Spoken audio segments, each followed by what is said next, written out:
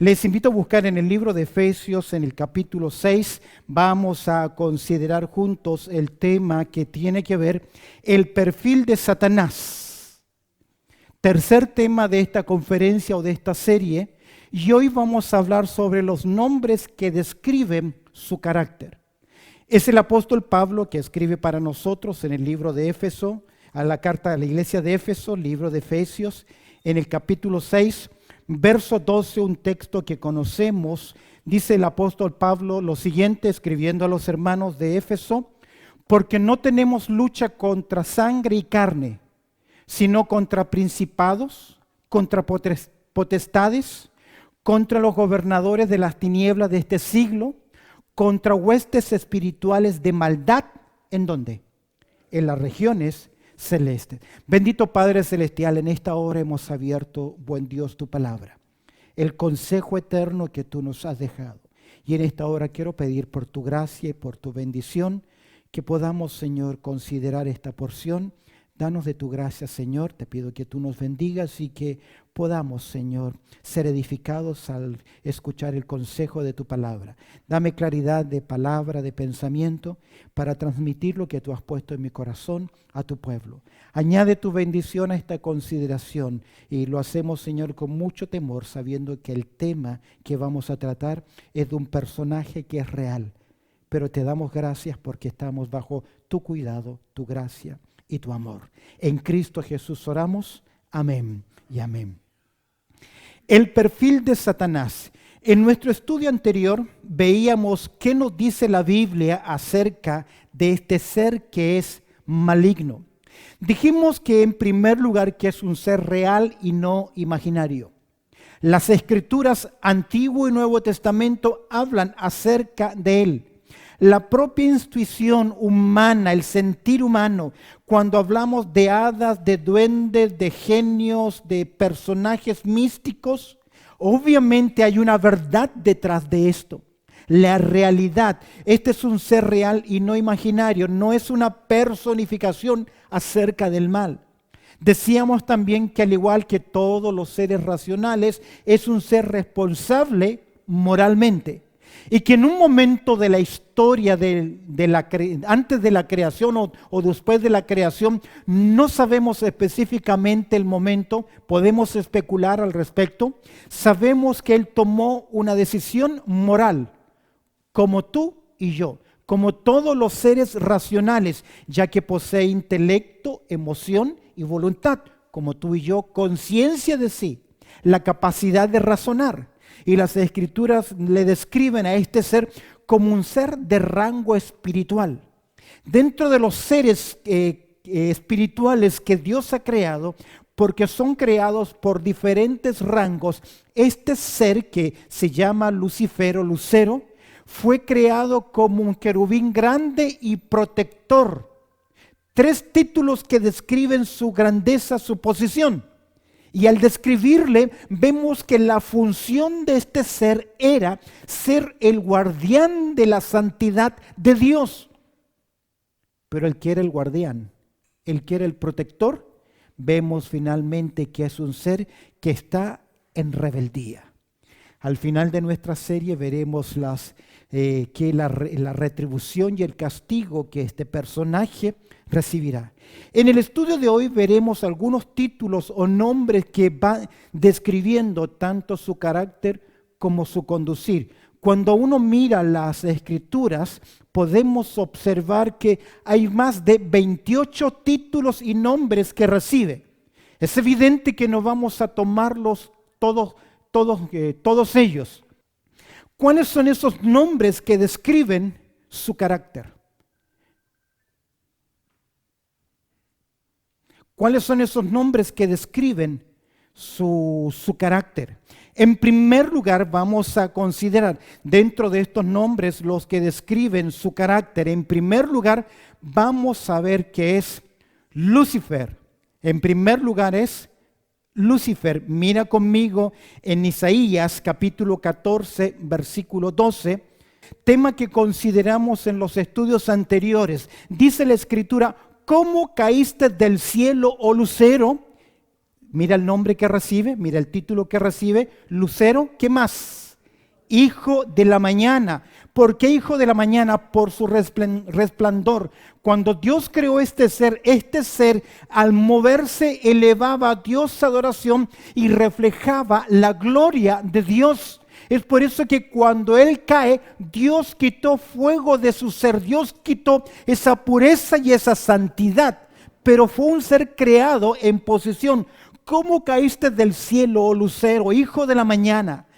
Cortado fuisteis por tierra, tú que debilitabas a las naciones. Expliqué en el estudio anterior que Isaías 14, luego de describir el personaje histórico, un ser humano, el lenguaje nos lleva a la aplicación de un ser que va más allá del concepto humano. Ese mismo principio lo encontramos en el libro de los Salmos, cuando a veces se habla de David, y luego de hablar de David es una promesa mesiánica que va más allá del personaje histórico para darnos una proyección de una verdad más profunda. Es interesante que este nombre, es el nombre de su estado original, que significa Lucifer, resplandeciente o portador de luces. Cuando hoy hablamos de Lucifer, no viene a nuestra mente luz, gracia, grandeza, resplandor de la gloria de Dios. ¿Qué viene? Tinieblas, oscuridad, porque es evidente que describe la condición de este ser antes de su caída. Es interesante que en Ezequiel capítulo 28, verso 18, se nos dice lo siguiente: con la multitud de tus maldades y la iniquidad de tus contrataciones, ¿qué dice el texto? Profanaste tu santuario. Yo pues saqué, ¿qué cosa? Fuego de medio de ti, el cual te consumió y te puse en ceniza sobre la tierra a los ojos de todos los que te miran. Vemos acá el lenguaje figurado, cómo se describe la degradación moral. De hecho, la condición de este ser y de todos los ángeles que le siguieron es irremediable y es irrevocable. ¿Qué significa eso?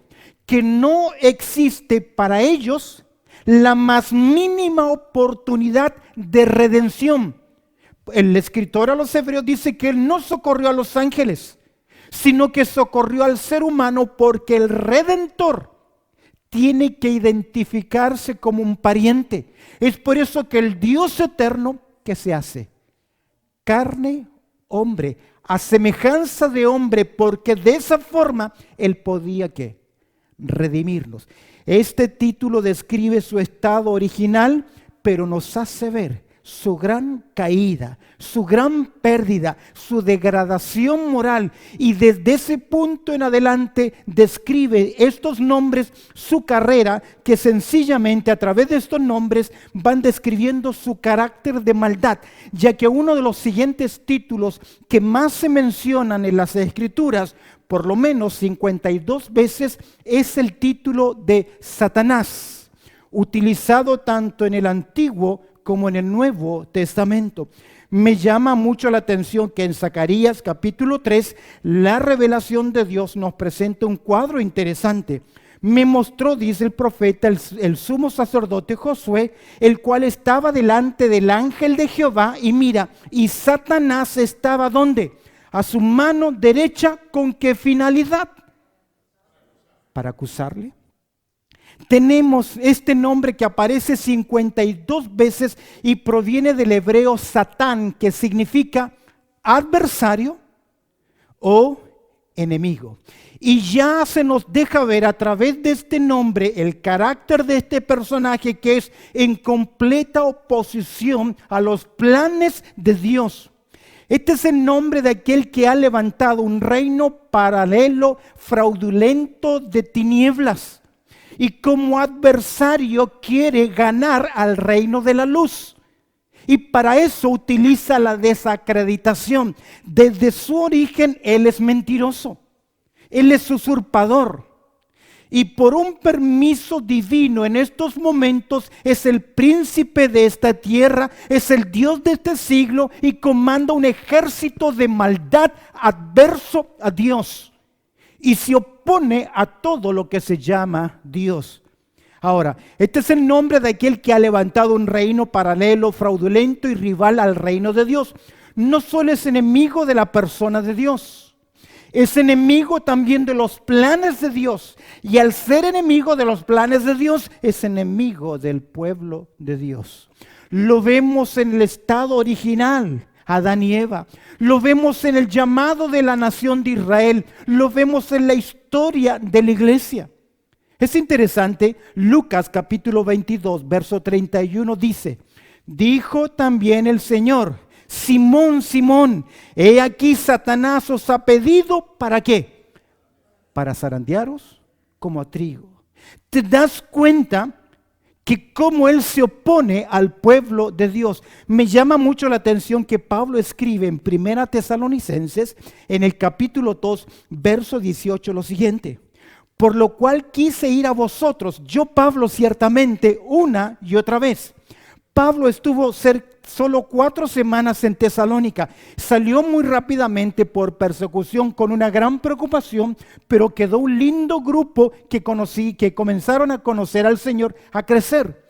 Y Pablo manifiesta su preocupación y les hace ver a través de esta carta que escribe que él tuvo intenciones de ¿qué? Quise ir a vosotros, yo Pablo ciertamente, personalmente, porque estaba interesado en ellos una y otra vez. ¿Y qué agrega? Pero Satanás nos estorbó. Literalmente produjo un impedimento, causó obstáculos, hizo una barrera. Cada vez que un hermano, una hermana, un hombre de Dios, una mujer de Dios se dispone a servir a Dios, buscar en obediencia, tomar decisiones importantes, ser de bendición, tomar decisiones espirituales, asumir un compromiso, debe saber también ¿qué cosa? Que el adversario, Satanás, no va a dejarle tranquilo. Satanás no tiene problema con creyentes sin convicciones espirituales. Por ahí los pone de un bando o de otro, los usa para hacer grupo. Pero se opone abiertamente a aquel que quiere buscar hacer la voluntad de Dios. Este título le describe como un ser maligno, hostil hacia Dios y todo lo que tiene que ver con Dios, poniendo estorbo a los propósitos del Señor. Como lo vemos, me llama mucho la atención Génesis capítulo 3, verso 4. En Génesis capítulo 3, verso 4, ¿cómo comienza? Entonces ¿quién? Hasta antes de este capítulo 3, vemos que las Escrituras y Dios dice, todo era bueno, todo era bueno, todo era bueno, bueno en gran manera. Entonces ¿qué? La serpiente, utilizada como un medium de Satanás, afecta en desobediencia al pueblo de Dios. Rápidamente hemos visto el nombre de Lucero, Lucifer, hemos visto el nombre de Satanás, adversario, segundo nombre que recorre las Escrituras, por lo menos se hace mención 35 veces y es el título, el diablo. Mira en Lucas capítulo 4, verso 3, para mirar un cuadro acá, el Señor Jesucristo es tentado y dice, entonces ¿quién? El diablo, diabolos, calumniador, acusador, que también pone tropiezo. Aparece 35 veces en el texto griego. Entonces el diablo le dijo, si eres hijo de Dios, di a estas piedras que se conviertan en pan. Tiene la idea de una persona que actúa maliciosamente, presentando dificultades, levantando falsedades, destinadas a dañar la reputación de otra persona. Satanás le va a decir, ya que si eres hijo de Dios, lánzate, convierte el agua en pan, adórame. Presentando falsedades con la intención, diabolos, calumniador, de encontrar algo para acusar. ¿De dónde tomarse para levantar una acusación? El diablo sin duda alguna busca difamar a Dios, difamar a Cristo, difamar al pueblo del Señor, al igual que a sus siervos en todas partes del mundo. Observen Apocalipsis capítulo 12, verso 10, que dice lo siguiente. Apocalipsis 12:10. Entonces se oyó una gran voz en el cielo que decía, mira lo que dice, ahora ha venido la salvación y el poder y el reino de nuestro Dios y la autoridad de su Cristo, porque ha sido ¿qué? Lanzado fuera, ¿quién? El acusador de nuestros hermanos, el que los acusaba delante de nuestro Dios. ¿Cuándo? Día y noche, y los acusa porque es un diabolos, es un calumniador, toma medias verdades. De hecho, cuando engaña a Eva y a Adán en el principio, usó medias verdades. Y queridos, medias verdades es igual a ¿qué? A mentira. Ahora, déjame decirte algo. Cada vez que usted habla en contra de otra persona, de lo que le dijeron, sin saber, usted está levantando una calumnia y usted está haciendo un ¿qué? Un diabolos. Diabolos. No va reflejando el carácter de Dios, va reflejando el carácter de ¿quién?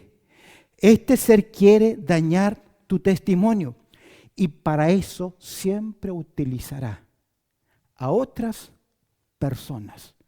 A través de la historia del cristianismo, los siervos del Señor han sido acusados de muchas cosas, de mentirosos, blasfemos, líderes de quedarse con el dinero, de tener intenciones de enriquecerse, pero he visto a través de la historia y aún a través de mi propia historia que cada vez que se levanta un diabolos, Dios de alguna forma ¿qué hace? Los silencia, avergonzándoles, tapándoles la boca. Cuarto nombre. Hemos hablado de Lucero, Lucifer. Hemos hablado de Satanás. Hemos hablado del diablo. Otro nombre más, y es el tercer nombre más repetido en las Escrituras, es el maligno. Si miras conmigo en 1 de Juan, capítulo 5, verso 18, sabemos que todo aquel que ha nacido de Dios, mira el texto, no practica el pecado, pues aquel que fue engendrado por Dios le guarda. Y el maligno ¿qué? No le toca. Queridos, aquí hay una gran promesa de bendición. De hecho, en Romanos capítulo 8 dice que nos puede separar del amor de Cristo. Pero muchas veces Satanás viene con el deseo de a usted y a mí, a los que nos están viendo creyentes, Satanás viene con la propuesta de hacernos caer. Mira Pedro, Satanás ¿qué? Ha presentado una solicitud. ¿Recuerda los 2 primeros capítulos de Job? Se presentó Satanás delante de Dios, acusando falsamente a Job y diciéndoles, mira, él te es fiel solo porque tú lo tienes que cercado, protegido. El maligno no le toca. Es la tercera apelación de su uso más frecuente. ¿Recuerdas la parábola de la semilla y el trabajo del maligno, de los terrenos? Que parte de la semilla cayó ahí entre medio de pedregales o encima y vinieron los pájaros y comenzaron ¿a qué? A llevarse la semilla. Vino el maligno. Es el trabajo del maligno. ¿Recuerdas la oración del Padre Nuestro? Mas líbranos ¿de qué? Del mal, del maligno. Es la misma palabra. El mal está en contra de la justicia, ya que Satanás está en contra diametralmente de todo lo que es luz, de todo lo que es verdad. Por lo tanto, este término describe a alguien, el malo, maligno, describe a alguien intrínsecamente perverso, quien no solamente está satisfecho con hacer lo malo, sino que corroer, corromper a los demás. Como Pablo describe el accionar de los malos en Romanos capítulo 1, que no solamente hacen el mal, sino que se complacen cuando otros también lo hacen. Porque Satanás no te lleva a hacer el bien. Él es maligno. Es por eso que nuestro Señor Jesucristo en esa gran oración intercesora, Juan capítulo 17, verso 15, que oró: no ruego que los quites del mundo, sino que los guardes ¿de qué? La misma palabra, ¿de quién? Del maligno. Es interesante que en Primera de Juan capítulo 5, verso 19, nos enseña que el mundo entero está ¿qué? Bajo el maligno, durmiendo acurrucado como un bebé que es mecido por su madre. Ahí está todo el sistema de este mundo. Es por eso que a lo bueno lo llaman ¿qué? Malo, malo lo llaman bueno o entretenimiento o preferencia. Delante de Dios es pecado. Pero ¿por qué el mundo no lo ve?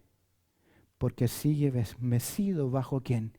Aquel que es el maligno, sin entender, sin discernir que están bajo el completo control de ¿quién? Del maligno. De aquel que vino a hurtar, matar y destruir. Otro nombre muy frecuente que se utiliza tanto en Antiguo Testamento es, sin duda alguna, la figura de la serpiente antigua. En Apocalipsis capítulo 12, verso 9, dice: y fue lanzado fuera el gran dragón, la serpiente antigua. ¿Quién es esta serpiente antigua? Míralo. ¿El diablo o el mismo Satanás? Este término serpiente antigua, este término nos hace recordar la primera alusión a Satanás en el relato histórico humano. La serpiente, Nashat, brillante, aquel que brilla. Es interesante y nos hace ver Génesis capítulo 3. Recuerda entonces el diablo o la serpiente. El término antiguo, antigua, de esta palabrita nosotros derivamos al castellano los términos como arcaico y arqueología. Lo arcaico y la arqueología describen cosas que pertenecen ¿a qué? Al pasado, al pasado. Al ser serpiente y al tener pasado, Satanás no es omnisciente. Es por eso que necesita el ejército de demonios para poder enterarse. De hecho, a veces creyentes culpan a Satanás que metió la cola y Satanás no tiene ¿qué? Ni idea. No fue él. Y a veces confundimos nuestra naturaleza pecaminosa, nuestra carnalidad, nuestros deseos, nuestra concupiscencia, porque el ser humano le encanta culpar a otros. ¿Culpamos a quién? Yo iba a decir al pobre Satanás, pero no es pobre. Pero de cuántas cosas lo hemos acusado que todavía no tiene ¿qué? Idea. Pero al ser serpiente antigua, por su antigüedad, él ha aprendido artimañas a estudiar al hombre. Y yo diría por intuición, él sabe lo que tú vas a hacer porque te conoce mejor que tú y te observa. Él observa. Y a través de la historia humana, mira, el hombre, ¿cómo sabe del hombre? Cuánto más este ser que tiene tremenda capacidad. Pero como serpiente, porque aquí está la idea, indica que ha estado actuando desde el origen del ser humano y que no es desconocido. Pablo advierte de la sutileza del engaño y de la serpiente. Segunda a los Corintios capítulo 11, verso 3, mira lo que dice Pablo. Pero temo que como la serpiente con su astucia, ¿qué hizo? Describe astucia, sutileza, sagacidad, intención. Las escrituras hablan de que él genera malignidades. No ignoramos sus maquinaciones. Mira, pero temo que como la serpiente con su astucia engañó a Eva, esto es creyentes. Pablo le escribe al pueblo del Señor: vuestros sentidos sean de alguna manera extraviados de la sincera fidelidad a Cristo. Y hoy hay mucho creyente infiel que ha sido engañado. Y no me diga, yo no voy a caer porque yo sé las verdades. Pablo dice, yo temo que así como la serpiente engañó a Eva, vuestros sentidos, aún nuestra propia forma de pensar y creer que somos maduros y prudentes. La asociación con la serpiente es la astucia para engañar. ¿Y cuánto pueblo del Señor ha sido engañado por este personaje? Observa uno más. Hemos hablado de quién: Lucero, Lucifer, Satanás, el diablo, el maligno, la serpiente. Y en el mismo capítulo de Apocalipsis, verso 3, capítulo 12, dice: también apareció otra señal, verso 3, 7 y 9. También apareció otra señal donde en el cielo. Y aquí, ¿qué aparece ahora? Un gran dragón escarlata o dragón rojo, que tiene ¿qué? 7 cabezas y 10 cuernos, y en sus cabezas 7 diademas. Describe a una bestia que para los griegos era terrorífica, demoledora, cuya motivación era la ira manifiesta. Y es evidente en el capítulo 12 que este personaje tiene una adversidad en contra de Dios, y en el capítulo 12 en contra del pueblo de Dios, y lo persigue a muerte para destruirlo. Porque dragón describe esa verdad. Una bestia terrorífica, aunque mitológica, describe destrucción, daño, muerte. Al igual, si tú tienes tu Biblia abierta en Apocalipsis capítulo 13, en el versículo 1 al 12, y te animo a que sigas las escrituras con tus Biblias para confirmar estas verdades, se describe a la primera bestia que sale del mar, que a nuestro entender describe el personaje del anticristo. ¿Y cómo se le describe? Al igual que su padre, un dragón que tenía 7 cabezas y 10 cuernos. En otras palabras, como es el padre, es también ¿quién?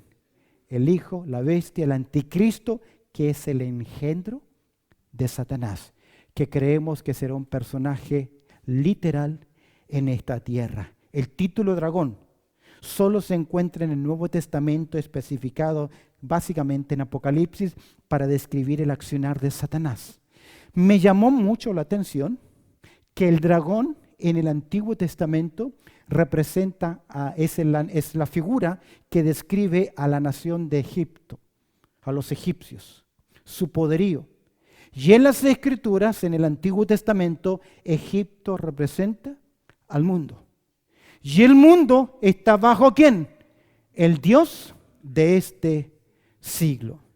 Describe entonces un personaje feroz, temible, que posee un poder maligno, terrorífico. ¿Y cuál es su fin? La destrucción del hombre. Terminemos con uno más. El destructor.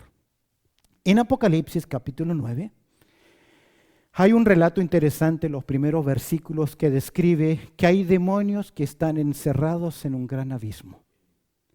De hecho, las Escrituras hablan de demonios, de ángeles caídos que están en el Tártaro. Tanto Judas como Pedro hace mención, que están encerrados o encadenados y saldrán de ahí para recibir su sentencia final.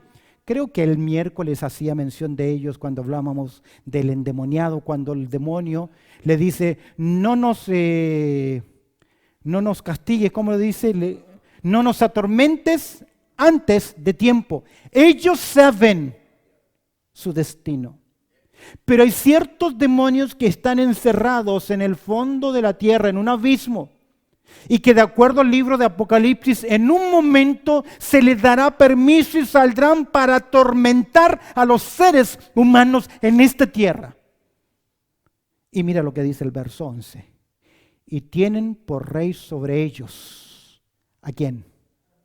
Al ángel del abismo, cuyo nombre en hebreo es Abadón y en griego es Apolión, y ambos nombres describen destructor. Destructor. Él es su líder, Él es su comandante. De hecho, cuando uno estudia Apocalipsis, capítulo 2, y se restringe a Satanás solamente a la esfera terrenal, sale con poder para engañar al mundo entero y destruirlo, porque sabe qué cosa, que le queda poco tiempo. En el contexto donde aparecen los demonios que atormentan y matan a gran número de seres humanos, el que los comanda, ¿quién es? Satanás. Salen a cometer homicidio. Y de hecho nuestro Señor Jesucristo dijo en Juan capítulo 8, verso 44 lo siguiente: vosotros sois de vuestro padre, ¿qué? El diablo. Y los deseos de vuestro padre queréis hacer. Y observa lo que dice. Él ha sido, ¿qué? Homicida, ¿desde cuándo? Desde el principio. Y no ha permanecido en la verdad, porque no hay verdad en él. Cuando habla mentira, de suyo habla, porque es mentiroso y padre de mentira. Sale para matar, que asesina, engaña, esclaviza, controla, conduce a la condenación, porque no tiene misericordia. Jamás leerás en las Escrituras de la gracia, la misericordia, la bendición de Satanás. Te podrá llenar de riqueza, de poder, de prosperidad, de lujos y vicios, pero cautivará tu alma y la llevará junto con él. ¿Dónde? Mateo 25, 41 dice: y irán estos al castigo eterno, al infierno. Mateo capítulo 25, verso 41. ¿Preparado para quién? Satanás y sus ángeles. Nombres que describen su forma, su carácter. En el siguiente estudio veremos nombres que describen su conducir. Resumiendo, los nombres mencionados hasta ahora nos presentan un ser sobrenatural y de aterrador carácter, cuya belleza, al rebelarse contra Dios, contra lo santo, se transformó en un planificador corrosivo, destructivo, perverso, como Satanás, como diablo, como engañador, como serpiente, como maligno, como destructor. Y el hombre frente a este ser está completamente indefenso y a su merced. Pero, 1 de Juan capítulo 3, verso 8, y cerramos acá. Para esto, ¿qué? Apareció el Hijo de Dios. ¿Para qué? Para deshacer las obras del diablo. Amén. Y yo no sé cuál es tu condición, pero puedes estar esclavizado y cegado, ya que el Dios de este siglo cegó el entendimiento de los incrédulos para que no le resplandezca la luz del Evangelio. ¿Y sabes qué ha hecho Satanás? Inventar farándula, circo, exorcismos, tanta otra cosa para desviar nuestra atención del engañador. Recuerdo hace años atrás, en mi juventud, estando en campamentos de jóvenes, cuando teníamos la sesión donde se confrontaba el reino de las tinieblas, hablábamos de las tinieblas de Satanás, de la influencia en la juventud a través de la música y el sexo. Muchos muchachos reaccionaban violentamente por el tema, muchos de ellos bajo influencia demoníaca, y comenzaban a gritar, a decir cosas. Y a mí me llamó la atención que en un momento algunos de mis compañeros o consejeros, frente a un muchacho que representaba toda una escena de una posesión demoníaca, les acercaban la Biblia y comenzaban a gritar: ¡no, si quiten ese libro de mí! ¡Quiten ese libro de mí! Y a mí me llamó mucho la atención la sutileza y el engaño. Porque este libro es tinta y es papel. A Drácula, si le acercas el crucifijo o la cruz, él grita y se quema.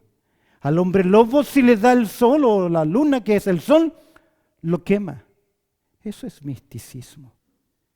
¿Cómo se enfrenta a una persona endemoniada? con la verdad del Evangelio de Cristo Jesús, porque para eso apareció el Hijo del Hombre. Háblales de Cristo, predícales a Cristo. No todos los seres humanos están endemoniados, no todos los seres humanos están posesionados, pero todos los seres humanos siguen la corriente de este mundo, siguiendo al príncipe de la potestad del aire. Y la única forma que sean liberados es viniendo a los pies de Cristo. A veces gritamos y clamamos, tu sangre, tu sangre. No es cierto. La sangre de Cristo nos limpia de todo pecado. Pero el confesar a Cristo como Salvador personal nos saca de las tinieblas a la luz, de la oscuridad a la libertad. Por eso vino Cristo. Amén. Llévales a Cristo. Predícales a Cristo. Que oigan a Cristo Jesús y conoceréis la verdad. Y la verdad os hará libres. Bendito Padre Celestial, te damos gracias por tu amor, por tu cuidado y por esta oportunidad que nos concedes de estudiar tu palabra. Yo no sé si hay alguien, Señor, en este auditorio que aún no conoce la libertad de Cristo Jesús.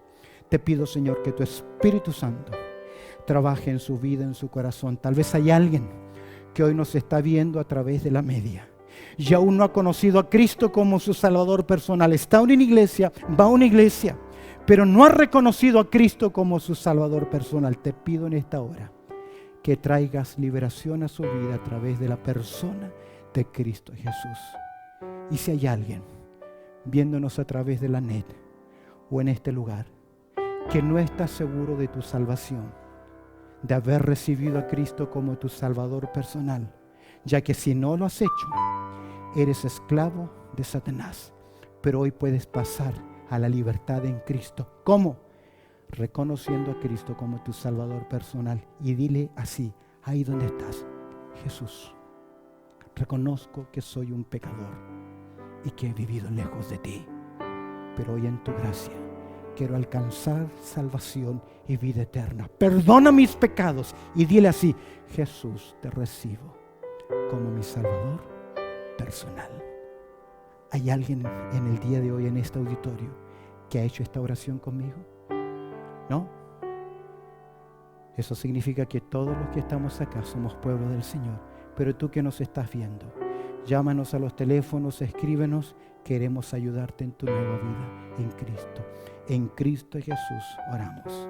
Amén y amén.